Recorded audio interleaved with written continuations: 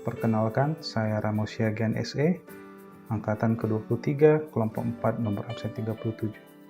Saat ini saya sedang mengikuti Latsar CPNS Pemerintah Kabupaten Toba yang diadakan oleh BPSDM Bukit Tinggi tahun 2023. Pada kegiatan Latsar yang akan kami ikuti kali ini akan menggunakan metode blended learning, di mana dari metode tersebut kami menggunakan 4 tahapan, yaitu yang pertama adalah metode pembelajaran MOOC, yang kedua metode distance learning ketika off campus, dan yang keempat adalah pembelajaran klasikal.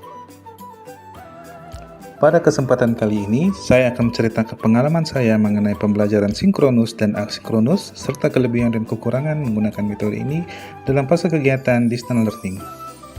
Nah, apa itu sinkronus dan asinkronus? Sinkronus adalah proses pembelajaran daring secara langsung yang dilakukan oleh pemateri dan peserta dengan menggunakan media teleconference seperti video call, Zoom meeting, dan lain-lain. Sedangkan asinkronus adalah proses pembelajaran yang dilakukan secara daring, tetapi pemateri dan peserta tidak dapat berinteraksi secara langsung. Dalam hal ini, peserta melakukan pembelajaran mandiri dengan tugas dan materi yang diakses sendiri tanpa kehadiran pemateri. Kelebihan sinkronus. Yang pertama, peserta dapat berinteraksi secara langsung dengan pemateri dan sesama peserta yang lain. Kedua, proses belajar lebih dinamis dikarenakan pemateri dan peserta yang saling memberi respon. Ketiga, setiap peserta dapat mengerjakan dan mengumpulkan tugas secara bersamaan dalam waktu yang telah ditentukan.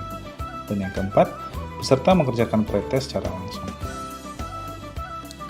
Adapun kekurangan sinkronus adalah, yang pertama, tidak semua peserta memiliki perangkat pendukung yang memadai. Kedua, diharuskan menggunakan koneksi internet yang stabil. Ketiga, membutuhkan fisik dan energi yang baik karena diharuskan untuk terus duduk menatap layar komputer ataupun handphone. Keempat, tidak semua peserta dapat belajar dengan cepat, sehingga tidak menutup kemungkinan terdapat peserta yang belum menguasai materi. Sementara itu, kelebihan asinkronus. Pertama, peserta dapat memilih sendiri lokasi dan waktu belajar, sehingga membuat kegiatan ini menjadi lebih fleksibel dan lebih santai. Kedua, mendorong minat belajar peserta agar lebih kreatif dan mandiri. Ketiga, pembelajaran dapat dilakukan dimanapun dan kapanpun. Dan kekurangan asinkronus adalah, yang pertama, keberhasilan pembelajaran berdasarkan motivasi, minat, dan kemandirian masing-masing peserta. Kedua, membutuhkan koneksi jaringan internet yang stabil agar tidak terjadi kendala selama proses pembelajaran.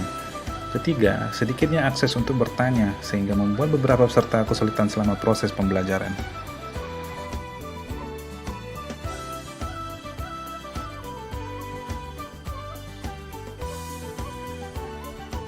Dari hasil paparan yang telah dijelaskan tadi, maka hasil kesimpulannya adalah pembelajaran yang dilakukan dengan metode sinkronus ataupun asinkronus mempunyai kelebihan dan kekurangannya masing-masing.